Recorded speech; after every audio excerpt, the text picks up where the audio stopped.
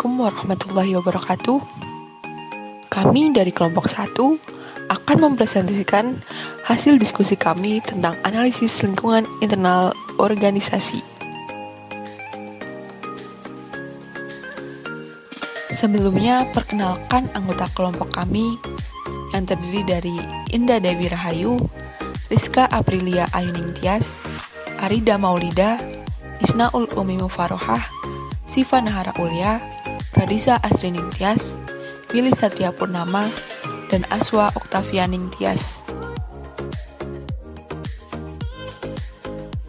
Latar belakang. Manajemen strategis dapat dikatakan sebagai hubungan antara organisasi dan lingkungannya, baik lingkungan internal maupun lingkungan eksternal. Lingkungan organisasi akhir-akhir ini tidak saja semakin bergejolak mengalami perubahan, namun juga saling berhubungan lebih erat.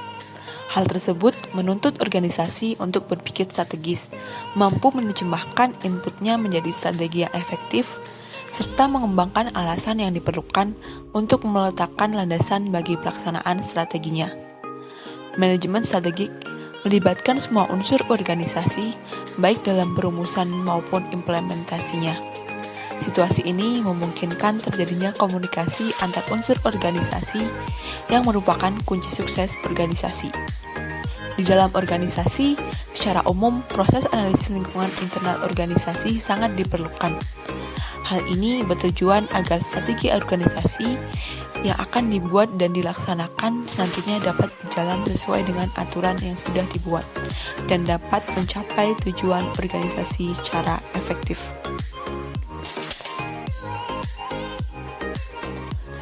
Lingkungan internal organisasi. Lingkungan internal organisasi adalah tingkat lingkungan yang ada dalam organisasi yang sampai batas-batas tertentu dapat dikendalikan dan pada umumnya mempunyai implikasi khusus dalam mengelola organisasi.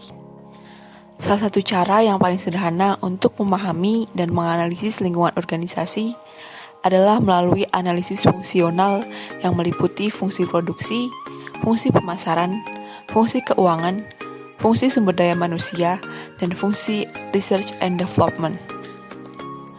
Macam-macam dimensi lingkungan internal. Yang pertama, pemilik atau pemegang saham, yaitu orang-orang yang memiliki hak milik hukum terhadap bisnis tersebut. Yang kedua, dewan direksi, yaitu mereka yang dipilih oleh para pemegang saham dan bertanggung jawab untuk mengawasi manajemen perusahaan secara umum. Yang ketiga, karyawan atau pekerja, yaitu individu-individu yang dipekerjakan oleh organisasi. Dan yang keempat adalah lingkungan kerja fisik, yaitu berupa fasilitas-fasilitas fisik yang disediakan organisasi untuk menunjang operasi organisasi tersebut.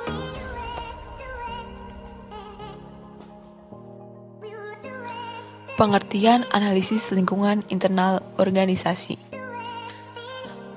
Menurut Wiradi, analisis merupakan sebuah aktivitas yang memuat kegiatan memilih, mengurai, membedakan sesuatu untuk digolongkan dan dikelompokkan menurut kriteria tertentu, lalu dicari atau ditaksir makna dan kaitannya. Lingkungan internal adalah lingkungan organisasi yang berada di dalam organisasi tersebut dan secara normal memiliki implikasi yang langsung dan khusus pada perusahaan. Analisis lingkungan internal organisasi yaitu proses perencanaan strategi yang mengkaji bidang pemasaran atau distribusi perusahaan, penelitian dan pengembangan, produksi dan operasi, sumber daya perusahaan. Bertujuan untuk mengidentifikasi jumlah kekuatan dan kelemahan yang terdapat pada sumber daya dan proses bisnis internal yang dimiliki perusahaan. Beberapa analisis yang digunakan untuk mengukur kemampuan sumber daya internal organisasi perusahaan yaitu analisis SWOT, analisis rantai, dan pandangan berbasis sumber daya. Masing-masing alat analisis memiliki kelebihan dan kelemahan dalam melakukan analisis lingkungan internal perusahaan.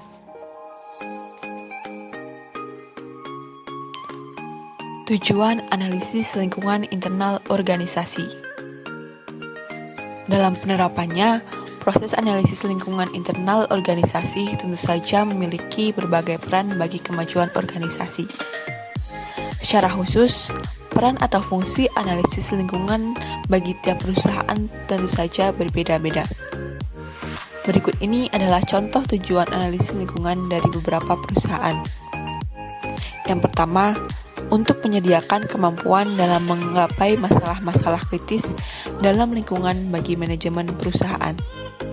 Yang kedua, untuk menyelidiki kondisi masa depan dari lingkungan organisasi dan kemudian mencoba memasukkannya ke dalam pengambilan keputusan organisasi. Dan yang ketiga, untuk mengenali masalah-masalah mendesak yang signifikan bagi perusahaan dan memberi prioritas terhadap masalah tersebut, serta mengembangkan suatu rencana untuk menanganinya. Lingkungan internal, strength and weakness. Lingkungan internal perlu dianalisis untuk mengetahui kekuatan dan kelemahan yang ada dalam perusahaan. Analisis lingkungan internal memiliki dua variabel, yakni kekuatan atau strength dan kelemahan atau weakness. Yang pertama, kekuatan atau strength sebagai aspek internal positif terhadap organisasi. Kekuatan adalah faktor internal yang dapat digunakan untuk menggerakkan organisasi ke depan. Suatu kekuatan hanya akan menjadi keunggulan kompetitif bagi suatu organisasi apabila kekuatan tersebut terkait dengan lingkungan sekitarnya.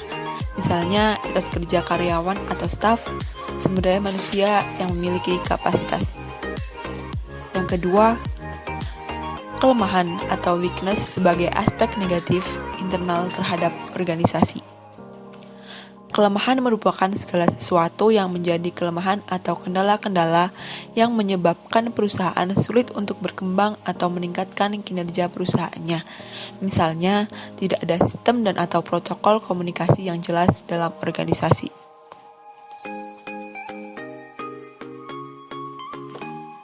Kesimpulan, lingkungan internal organisasi adalah tingkat lingkungan yang ada dalam organisasi yang sampai batas-batas tertentu dapat dikendalikan dan pada umumnya mempunyai implikasi khusus dalam mengelola organisasi. Salah satu cara yang paling sederhana untuk memahami dan menganalisis lingkungan organisasi adalah melalui analisis fungsional yang meliputi fungsi produksi, fungsi pemasaran, fungsi keuangan, fungsi sumber daya manusia, dan fungsi research and development. Beberapa analisis yang digunakan untuk mengukur kemampuan sumber daya internal perusahaan antara lain analisis SWOT, analisis rantai, dan pandangan berbasis sumber daya. Analisis lingkungan internal memiliki dua variabel, yakni kekuatan atau strength dan kelemahan atau weakness. Kekuatan adalah faktor internal yang dapat digunakan untuk menggerakkan organisasi ke depan. Sedangkan kelemahan atau weakness adalah aspek negatif internal terhadap organisasi.